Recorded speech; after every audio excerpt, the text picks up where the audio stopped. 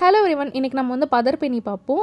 இந்த பதர்பேணி வந்துட்டு சாப்பிட வேறு லெவலில் இருக்கும். அண்ட் மாஸ்டர் ஷெஃப்பில் வந்துட்டு ஒன் ஆஃப் த கண்டஸ்டன்ட் வந்து இதை செஞ்சு தான் வந்து விஜய் சேதுபதி சார்கிட்ட பாராட்டு வாங்கியிருந்தாங்க.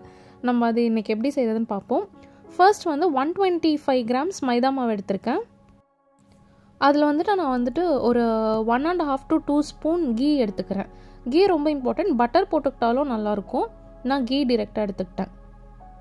ஸோ நல்லா வந்துட்டு 3 விரலால் பிணையணும்னு சொல்லுவாங்க தெரியுமா? அதாவது வந்துட்டு நல்லா அமுக்கி பிணையாமல் கொஞ்சம் ஸ்லோவாக பிசையணும்.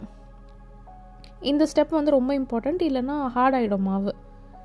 அதுக்கப்புறமா தண்ணி தெளித்து பிசையணும். இந்த மாதிரி ஒரு டோ கன்சிஸ்டன்சி வரும். இதை நான் நல்லா ஒரு 10 மினிட்ஸ்க்கு நல்லா பிசைகிறேன். கொஞ்சம் கூட கேப் விடாமல் நல்லாவே வந்துட்டு பிசைய ஆரம்பிக்கிறேன். இதுக்கப்புறமா இதை நான் வந்துட்டு ஒரு ½ an hourக்கு அப்படியே விட்டுற போகிறேன். இதை நான் டிஸ்டர்ப் பண்ணவே மாட்டேன். நம்ம இதில் வந்து கொஞ்சம் சோடா மாவு அந்த மாதிரி ஏதாவது போட்டிருந்தோன்னா கொஞ்சம் ரைஸ் ஆகும். நம்ம அதெல்லாம் போடலை, நம்ம அதெல்லாம் போடுறதில்ல. ஸோ அப்படியே தான் நான் பண்ண போகிறேன். இப்போது பார்த்தீங்கன்னா மாவை வந்து குட்டி குட்டி பால் ஆக்குறேன். நல்லா குட்டி குட்டி பால் ஆக்குறேன். இந்த மாதிரி மாவை இந்த குட்டி குட்டி பால் வந்துட்டு 125 கிராம் மாவுக்கு வந்து ஒரு 12, 13, 14 கிட்ட வந்துச்சு. அதுக்கு மேலேயே தான் வந்துச்சு. ஏன்னா நம்ம ரொம்ப குட்டி குட்டியாக கட் பண்ணியிருக்கோம். இப்போது இந்த மாவை வந்துட்டு மைதா மாவை டஸ்ட் பண்ணி திரட்டுங்க. கொஞ்சம் டெக்னிக்ஸ் நல்லா தெரிஞ்சவங்க ஈஸியாக திரட்டிடுவீங்க. இல்லைன்னா பரவாயில்ல, கொஞ்சம் திக்காக இருந்தாலும் நல்லா தான் இருக்கும். நல்லா தின்னாக பண்ணிங்கன்னா சூப்பராக பதராக வரும். பட் உங்களால் பண்ண முடியலன்னா ரொம்ப கஷ்டப்படாதீங்க. நெக்ஸ்ட் டைம் பண்ணிக்கலாம். பட் நீங்கள் மைதா மாவை டஸ்ட் பண்ணி பண்ணும்போது ட்ரைனிங் இல்லைனாலும் உங்களுக்கு கொஞ்சம் நல்ல ஒரு ஷீட் வந்துடும். நீங்கள் எக்ஸ்பெக்ட் பண்ணுற அளவுக்கு வந்துடும்.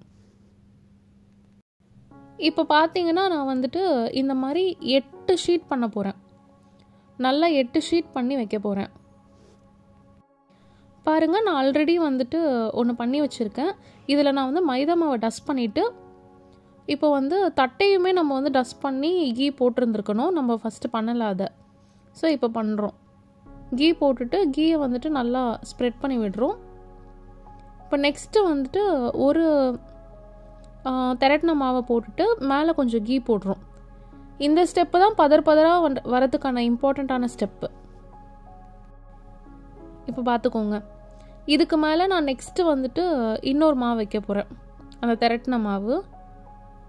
இதே மாதிரி நான் வந்து 8 லேயர் பண்ண போகிறேன்.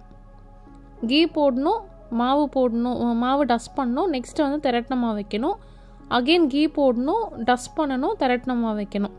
இந்த மாதிரி 8 ஷீட் நான் பண்ணி வைக்க போகிறேன்.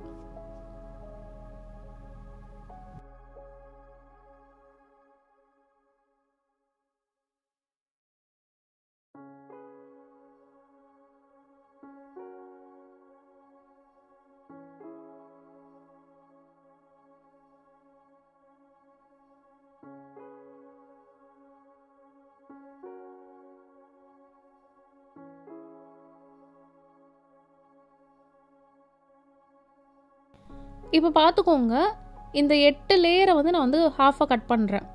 கட் பண்ணிவிட்டு அதுக்கு மேலே ஸோ என்ன ஆகும்னா 8 + 8 16 லேயர்ஸ் வரும் நமக்கு. இப்போது அதை அமுக்காமல் நான் பண்ணுறது உங்களுக்கு தெரியுதா? அப்படியே ஸ்லோவாக அதை வந்து ரோல் பண்ணணும். ஸ்லோவாக ரோல் பண்ணணும். கொஞ்சம் கூட அழுத்தக்கூடாது, கொஞ்சம் கூட ஒன்று மேலே ஒன்று ஒட்டக்கூடாது. இதில் ரொம்ப கான்ஷியஸாக இருக்கணும் நீங்கள். இப்போ பாருங்கள், இதை நான் லைட்டாக மட்டும் அழுத்திட்டு ஓரமாக வச்சுட்டேன். இந்த மாதிரி எல்லாத்தையுமே கட் பண்ணிக்கோங்க.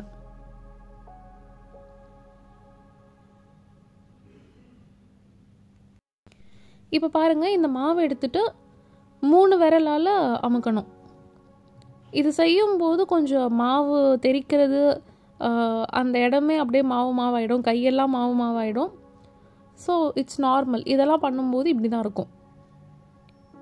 இந்த ஸ்டேஜ் வந்ததும் நீங்கள் வந்து எடுத்து ஒரு ஓரமாக வச்சுக்கோங்க. இப்போது ஆயில் ஊற்றிட்டு ஆயில் வந்து சூடானதும் மீடியம் ஃப்ளேமில் வச்சு இந்த மாதிரி வந்து பொரிச்சு விடுங்க. பார்த்துக்கோங்க, ரொம்ப தின்னாக இருக்கும்.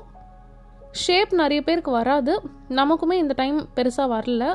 பட் அது ஷேப் நமக்கு முக்கியம் இல்லை, பதராக வர்றது தான் முக்கியம். இங்கே பார்த்துக்கோங்க, நல்லா பதராக வரும்.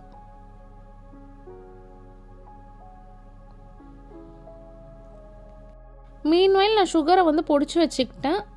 அண்ட் நெக்ஸ்ட்டு வந்துட்டு நான் நெக்ஸ்ட் போட்டுட்டேன் எல்லாத்தையும். இப்போ வந்துட்டு சுகரை வந்துட்டு நான் வந்து ஸ்ப்ரெட் பண்ணுறேன். இங்கே பார்த்துக்கோங்க, நமக்கு 1-2 பிரிஞ்சிருச்சு. பட் நம்ம உடச்சதான் அதை வந்து சாப்பிட போகிறோம், ஸோ ப்ராப்ளம் வராது. நமக்கு இந்த அந்த ஃப்ளவர் மாதிரி பதராக வந்தாலே போதும். எப்போவுமே இதெல்லாம் பண்ணுறதுக்கு முன்னாடி எண்ணெயிலேருந்து எடுத்துகிட்டு ஒரு 5 minutes வெளியில் வச்சுட்டு அதுக்கப்புறம் இதெல்லாம் பண்ணுங்கள். இந்த பொடிச்ச சுகரை வந்துட்டு மேலே கோட் பண்ணுறேன். இதை கோட் பண்ணி ஒரு ஓரமாக வச்சுருங்க.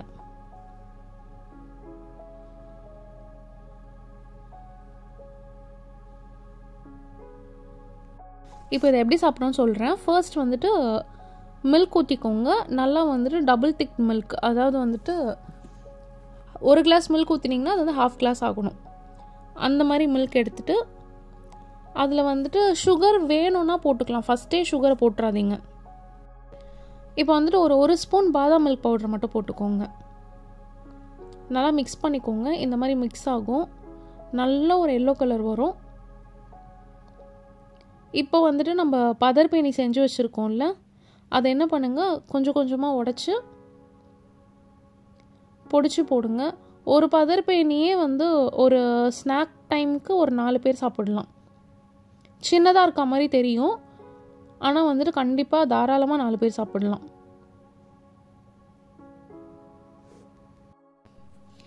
ஸோ இது எல்லோரும் செஞ்சு சாப்பிட்டு பாருங்கள். நெக்ஸ்ட் வீடியோவில் மாவடை எப்படி செய்கிறதுன்னு போடுறேன். தேங்க்ஸ் ஃபார் வாட்சிங்.